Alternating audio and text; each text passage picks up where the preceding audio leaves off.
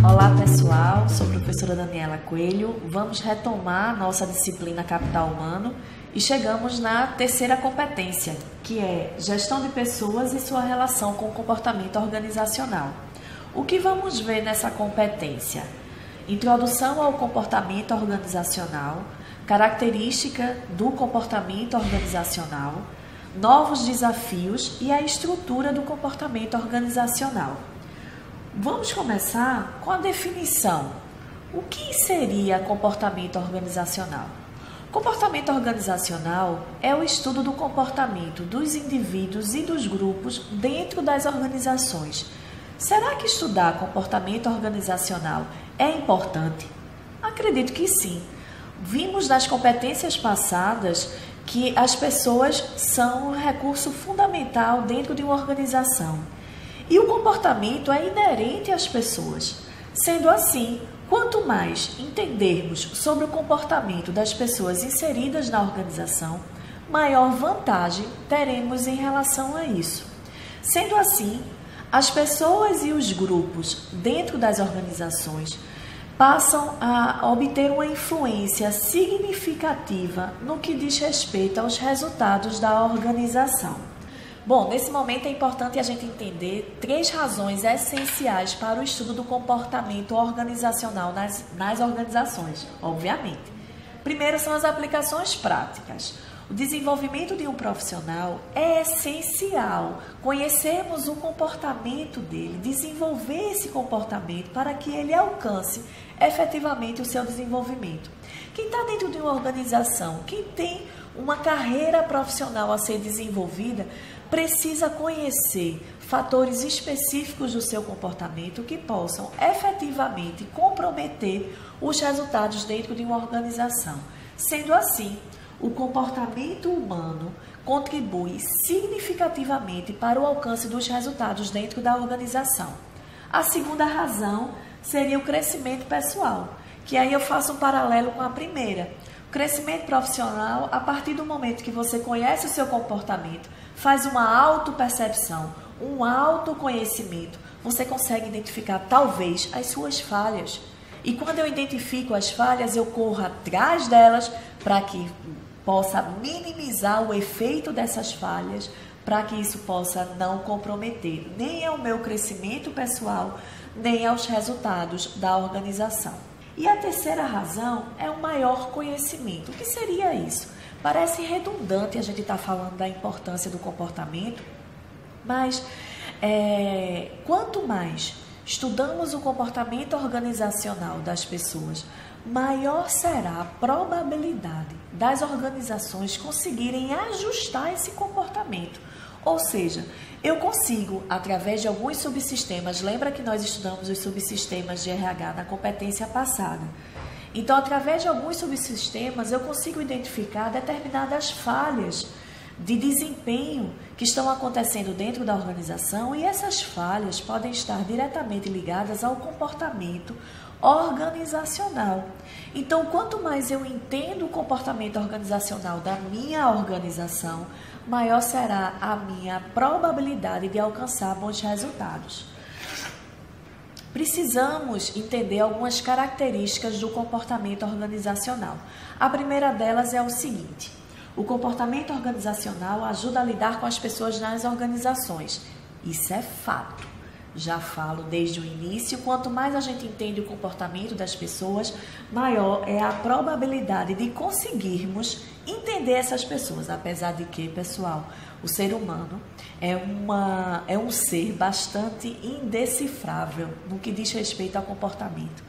O comportamento, por mais que a gente tente prever, é sempre um mistério que vai acontecer no próximo segundo, que vai acontecer no próximo minuto.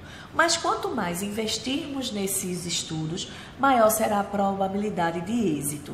Segunda característica: o comportamento organizacional utiliza métodos científicos. O que são métodos científicos?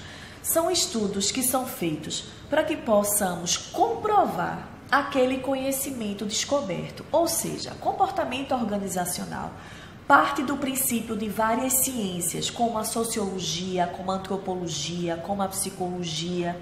E com isso a gente entende que o comportamento organizacional não é um achismo, ou seja, eu não acho isso, eu tenho a certeza absoluta disto, porque isso está embasado cientificamente.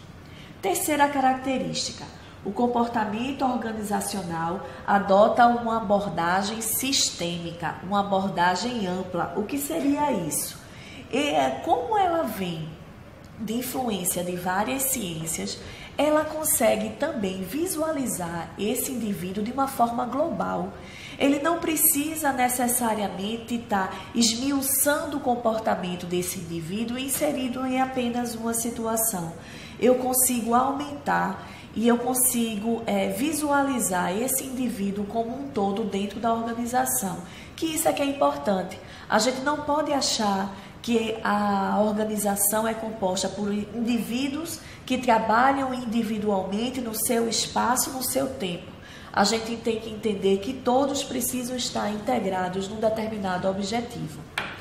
E a quarta característica é o comportamento organizacional, é uma disciplina científica aplicada. O que é isso? Nós conseguimos visualizar na prática aquilo que estamos dizendo. Um terceiro momento que é muito importante nessa competência são os novos desafios do comportamento organizacional. Será que o ser humano não muda? Será que o comportamento desse ser humano nunca muda? Eu acho que todos acreditamos que isso é possível, que isso existe efetivamente. Nós estamos num mundo altamente globalizado, nós estamos num mundo onde as organizações mudaram a sua concepção. Lembra da era da informação, que iniciou em 1990, estamos nela até hoje, onde a concepção das organizações enfatizou a importância das pessoas. Sendo assim, precisamos entender que alguns pontos que conseguimos visualizar no mundo de hoje interferem significativamente no comportamento organizacional. O que seria? Bom, a valorização do capital intelectual, o conhecimento. Esse assunto é o nosso assunto da quarta competência. Segura um pouco que vocês vão entender no momento devido. Mas eu posso adiantar que hoje em dia é dada uma importância significativa ao conhecimento que as pessoas usufruem. É o conhecimento que as pessoas conseguem trazer para a organização, contribuindo para os desafios da organização, contribuindo para o alcance dos seus resultados. Novas habilidades e competências. Será que o funcionário de hoje, dentro de uma organização, trabalha da mesma forma que o funcionário de 20 anos atrás? Eu acho que não. Hoje é exigido competências diferentes. Hoje é exigido habilidades diferentes, talvez de funções semelhantes, mas que precisam ser desempenhadas de forma diferente. E isso caracteriza uma mudança do comportamento das pessoas. Um exemplo simples em relação a isso é o que caracteriza a geração X e a geração Y. Isso não faz parte da nossa aula de hoje, mas é muito importante. Quem tiver curiosidade, faz uma busca na internet sobre o que significa a geração X e geração Y. Vocês fazendo essa busca, vocês vão entender que o comportamento dessas gerações mudou de forma significativa. Talvez fique mais fácil o entendimento dessa disciplina a partir dessa concepção. Mudanças de perspectiva de cliente. Será que os clientes hoje estão mais exigentes? Será que hoje os clientes estão buscando qualidade no produto, qualidade no serviço? É um conjunto de características que os clientes vão em busca daquela organização.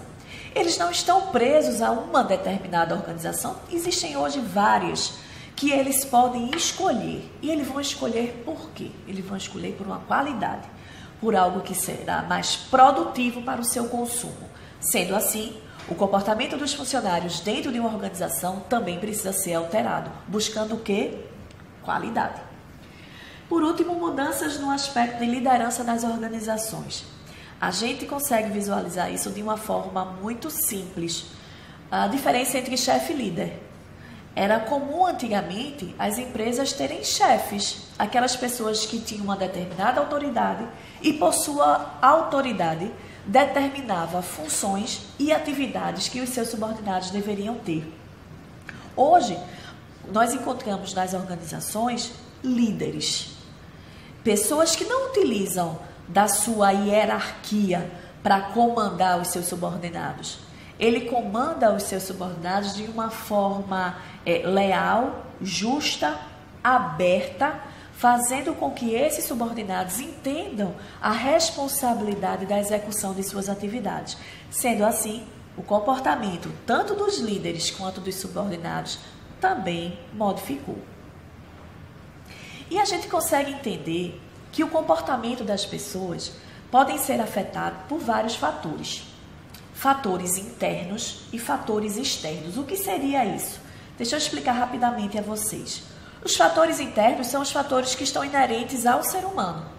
Ou seja, seus valores, sua personalidade, suas habilidades, suas atitudes, são características de cada ser humano. E os fatores externos? Os fatores externos são os fatores do ambiente aonde esse ser humano está inserido.